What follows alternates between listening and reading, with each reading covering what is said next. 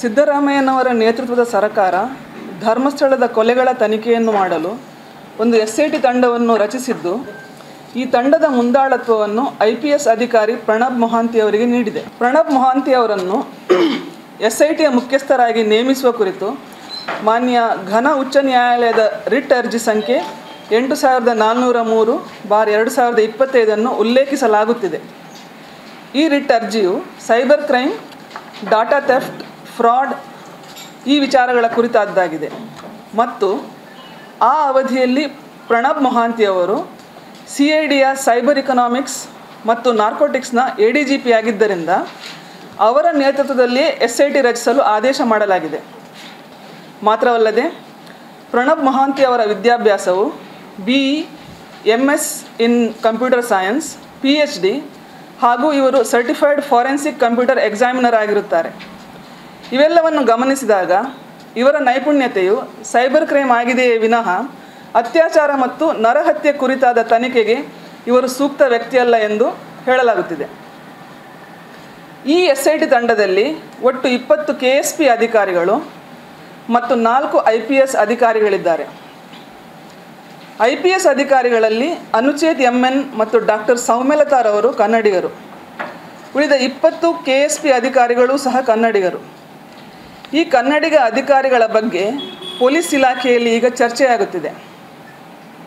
ಈ ಹಿಂದೆ ಮಂಗಳೂರಿನ ಚರ್ಚ್ ಗಲಭೆಯ ರಾಜಕೀಯದಿಂದಾಗಿ ಕನ್ನಡಿಗ DYSP MK ಗಣಪತಿಯವರು ಸಚಿವ KJ ಜಾರ್ಜ್ರಿಂದಾಗಿ ಬಹಳಷ್ಟು ಕಷ್ಟ ಅನುಭವಿಸಿ ಆತ್ಮಹತ್ಯೆ ಮಾಡಿಕೊಂಡಿದ್ದರು.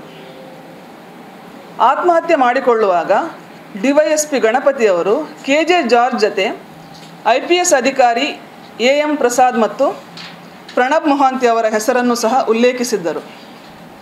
ಹೀಗಾಗಿ ಈ SIT ಮುಖಂಡರಾಗಿ ಪ್ರಣಬ್ ಮೊಹಾಂತಿ ಅವರ ನೇಮಕದಲ್ಲಿ KJ ಜಾರ್ಜ್ರವರ ಕೈವಾಡ ಇದೆ ಎಂದೇ ಪೊಲೀಸರು ಹೇಳುತ್ತಿದ್ದಾರೆ. ಈಗ 22 ಕನ್ನಡಿಗ ಅಧಿಕಾರಿಗಳ ನೇತೃತ್ವವನ್ನು ಪ್ರಣಬ್ ಮೊಹಾಂತಿ ಅವರಿಗೆ ನೀಡಿರುವುದರಿಂದ ಪೊಲೀಸ್ ಇಲಾಖೆಯ ಜಂಘಾಬಲವೇ ಉಡುಗಿ ಹೋಗಿದೆ. ಧರ್ಮಸ್ಥಳದ ಗೋರಿಗಳಿಂದ ಶವಗಳನ್ನು ಎತ್ತುವ ಕೆಲಸ ಮುಗಿದ ಬಳಿಕ ಫ್ಯಾನ್ಗೆ ನೇಣು ಹಾಕಿಕೊಂಡು ಸಾಯಲಿರುವ ಪೊಲೀಸ್ ಅಧಿಕಾರಿಗಳ ಶವವನ್ನು ಇಳಿಸುವ ಕೆಲಸ ಶುರುವಾಗಲಿದೆಯೇ ಎಂದು ಪೊಲೀಸರು ಕೇಳುತ್ತಿದ್ದಾರೆ. ಸರ್ಕಾರ ಈ ಕೂಡಲೇ ಪೊಲೀಸರ ಭಾವನೆಗೆ ಗೌರವ ಕೊಟ್ಟು ಪ್ರಣಬ್ ಮೊಹಾಂತಿ ಅವರ ನೇಮಕವನ್ನು ರದ್ದುಗೊಳಿಸಿ ಸುಳ್ಳು ಆರೋಪಗಳಿಂದ ಬೇಸತ್ತು ರಜೆ ಹಾಕಿ ಮನೆಯಲ್ಲಿ ಕೂತಿರುವ ಡಾಕ್ಟರ್ K. ರಾಮಚಂದ್ರ ರಾವ್ ಅಥವಾ ಶ್ರೀ ದಯಾನಂದ್ರವರನ್ನು ಈ ಕೂಡಲೇ ಈ ತನಿಖಾ ತಂಡದ ಉಸ್ತುವಾರಿಯಾಗಿ ನೇಮಕ ಮಾಡಬೇಕು ಎಂದು ಆಗ್ರಹಪಡಿಸುತ್ತಿದ್ದೇನೆ. Doctor K. ರಾಮಚಂದ್ರ ರಾವ್ರವರ ಮೊದಲ ಧರ್ಮಪತ್ನಿಯವರು ಅಕ್ಟೋಬರ್ 2006ರಲ್ಲಿ ಬಂಟ್ವಾಳದ ಫರಂಗಿಪೇಟೆಯ ಬಳಿ ರಸ್ತೆ ಅಪಘಾತದಲ್ಲಿ ದುರ್ಮರಣ ಹೊಂದಿದ್ದರು. ಆಗ ಬಂಟ್ವಾಳ ಗ್ರಾಮಾಂತರ ಠಾಣೆಯ ಉಸ್ತುವಾರಿಯಾಗಿದ್ದ ಇನ್ನೂ ಇನ್ಸ್ಪೆಕ್ಟರ್ ಆಗಿದ್ದ MK ಗಣಪತಿಯವರೇ ಈ ಪ್ರಕರಣದ ತನಿಖೆ ಮಾಡಿದ್ದರು ಎಂಬ ವಿಚಾರವನ್ನು ಈ ಸಂದರ್ಭದಲ್ಲಿ ಸ್ಮರಿಸಲು ಇಚ್ಛಿಸುತ್ತೇನೆ. ಈ ಪ್ರಕರಣದಲ್ಲಿ ಪ್ರಶ್ನೆ ಎದ್ದಿರುವುದು ಧರ್ಮಾಧಿಕಾರಿಗಳ ಬಗ್ಗೆ ಆಗಲಿ ಮಂಜುನಾಥೇಶ್ವರನ ಬಗ್ಗೆ ಆಗಲಿ ಅಲ್ಲ, ಅಣ್ಣಪ್ಪ ಸ್ವಾಮಿಯ ಬಗ್ಗೆ. ಅಣ್ಣಪ್ಪ ಸ್ವಾಮಿ ಧರ್ಮಸ್ಥಳದ ಕ್ಷೇತ್ರಪಾಲ, ಕ್ಷೇತ್ರ ರಕ್ಷಕ. ಅಣ್ಣಪ್ಪ ಸ್ವಾಮಿ ಸತ್ಯ ಮತ್ತು ಧರ್ಮದ ಪ್ರತೀಕ. ಅಣ್ಣಪ್ಪ ಸ್ವಾಮಿ ಪೊಲೀಸರಿಗೆ ದುರ್ಬುದ್ಧಿ ನೀಡುವುದಿಲ್ಲ. ಪೊಲೀಸರು ಕೆಟ್ಟದು ಮಾಡಿದ್ದಾರೆ ಎಂದು ಹೇಳಿದರೆ ಅಣ್ಣಪ್ಪ ಸ್ವಾಮಿ ಕೆಟ್ಟದು ಮಾಡಿಸಿದ್ದಾರೆ ಅಂತ ಆಗುತ್ತೆ. ದೇವರಿಲ್ಲ ಎನ್ನುವ ಕಮ್ಯುನಿಸ್ಟರು ದೈವಗಳಿಲ್ಲ ಎಂದು ಹೇಳಲು ಸಿದ್ಧರಿದ್ದಾರೆ. ಕಮ್ಯುನಿಸ್ಟರ ಈ ಹೋರಾಟವನ್ನು ಬೆಂಬಲಿಸುತ್ತಿರುವ ಮುಸಲ್ಮಾನರು ದೈವ ಅಣ್ಣಪ್ಪ ಸ್ವಾಮಿಯ ಸಿಟ್ಟಿಗೆ ಬಲಿಯಾಗಲು ಸಿದ್ಧರಿದ್ದಾರೆ.